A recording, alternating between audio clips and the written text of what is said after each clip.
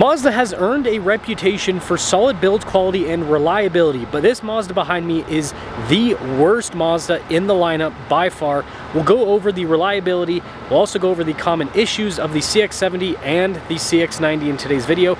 This is being provided to me by the Dodge Ram in Sandy, so if you happen to be interested in this or any of their other used cars, link to their website in the description down below. Let's get right into it.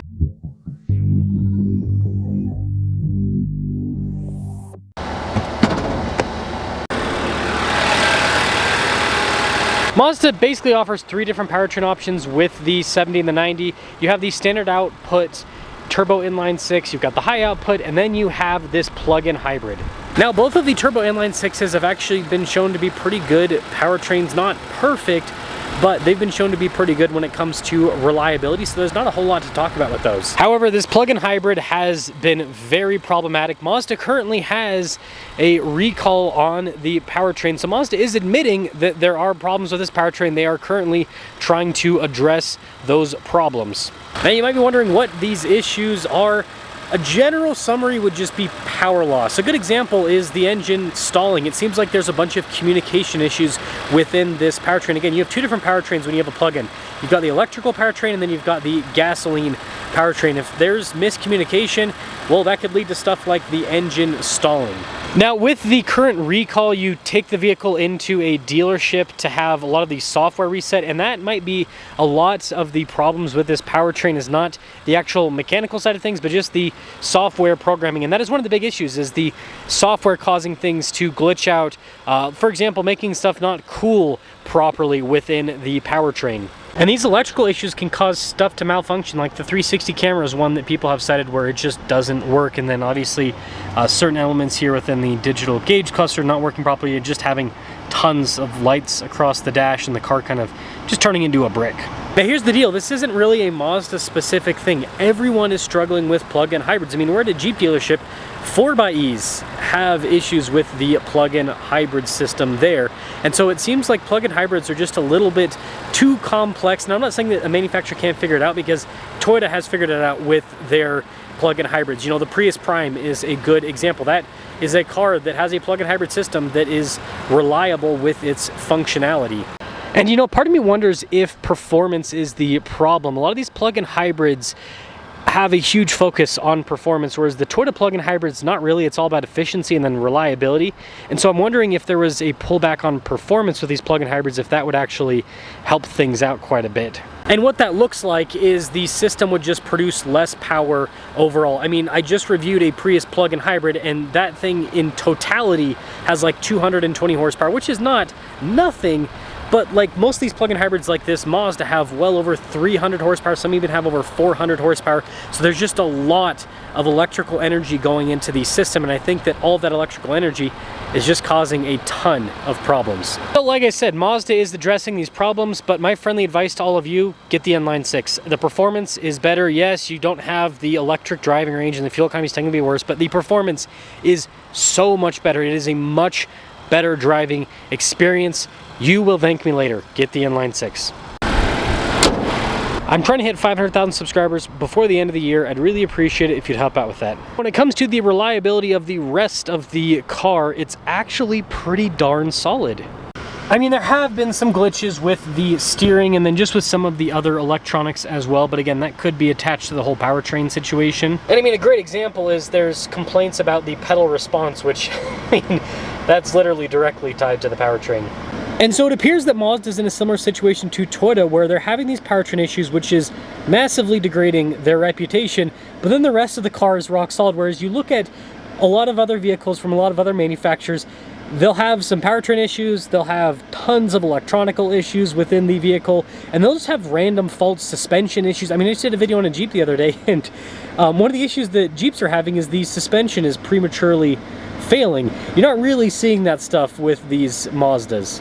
But what I will say is full digital gauge cluster, heads-up display, and then, you know, fancy 360 camera. This does have more tech, so there is more stuff that can go wrong. But Mazda's also stuck to an infotainment system that's not a touchscreen. I mean, you can use touchscreen functionality if you have Apple CarPlay or Android Auto. But this is a more simplistic infotainment system, so Mazda's not really having the same touchscreen glitches that a lot of other manufacturers are having. And I mean, you look at the rest of the car, I mean, the seats, for example, they do have heated and cooled function, but that's not super new technology. And the materials that they use seem to hold up pretty well over time for the segment.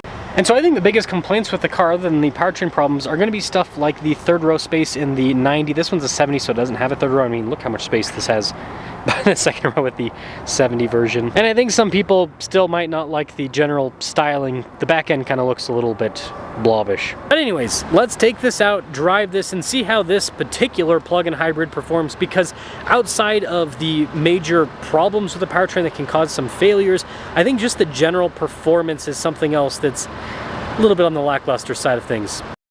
Well, I suppose this is a Mazda that is zooming right to the repair shop. Had to make the joke. Complete necessity.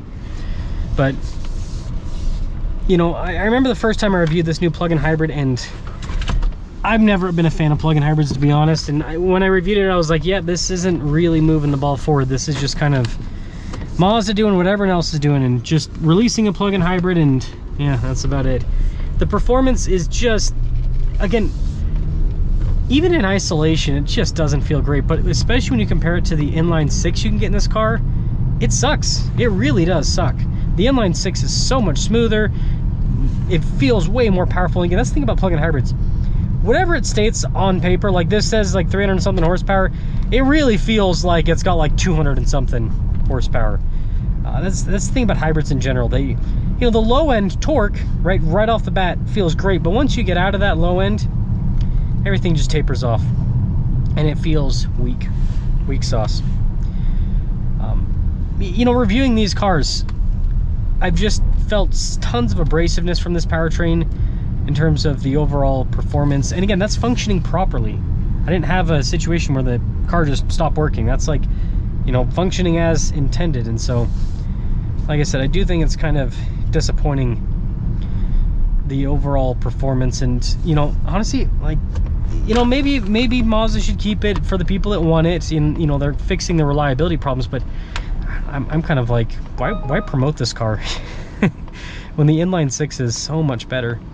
And I think that all the problems that Mazda's had with this is probably why Mazda chose to just put a Toyota powertrain in the CX-50. My older brother has a CX-50 hybrid, and he loves it. Great car. But it's because it has a Toyota powertrain, you know? So I definitely think there's something to that.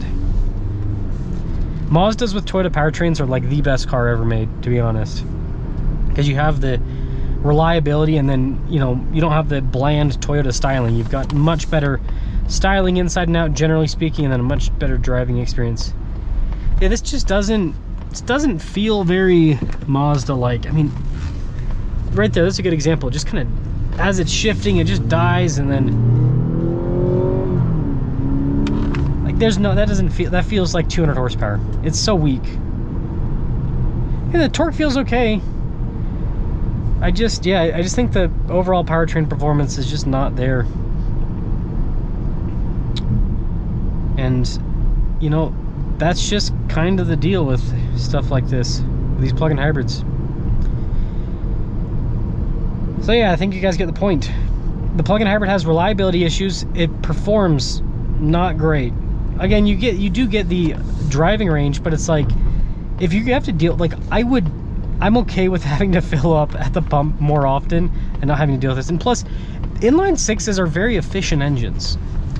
The fuel economy of the inline six is pretty solid, so it's not like you're getting like a gas guzzling beast. It's still a pretty efficient car.